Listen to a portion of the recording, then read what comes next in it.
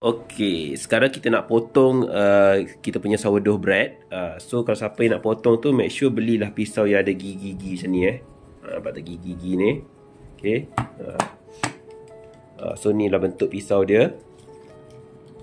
Sebab apa? Sebabnya roti sourdough bread ni dia memang liat sikit, memang susah sikit kalau pakai pisau yang dia punya mata tu straight je kan, tak ada gigi-gigi ni, dia susah sikit dia nak makan roti ni.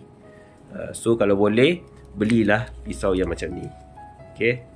Ni pisau ni boleh potong roti sourdough bread.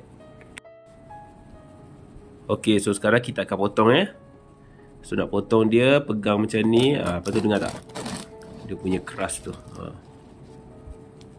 Yeah.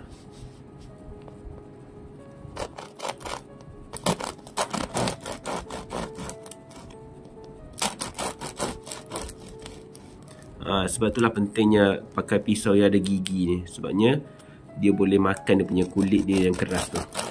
Boleh dengar dia punya crisp tu. So inilah dia. Kita akan potong dia. So sourdough bread ni kalau nak potong tu ikut sukalah, nak tebal ke nak nipis ke kan. Bergantung cara nak makan dia dengan apa. Ada orang suka tebal sikit, ada orang suka nipis betul. So tak kisah. Ini makan dengan butter, cicah dengan sup pun sedap. So kita akan potong lagi sampailah habis semuanya.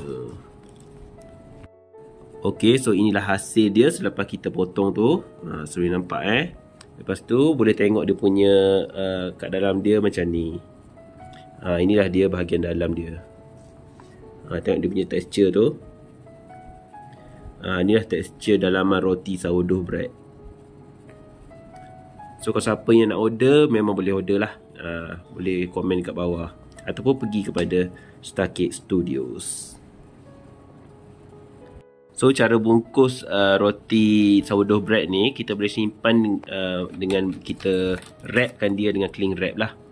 Untuk memberikan dia ketahanan yang lebih lama. Lepas tu nak jaga dia punya moisture.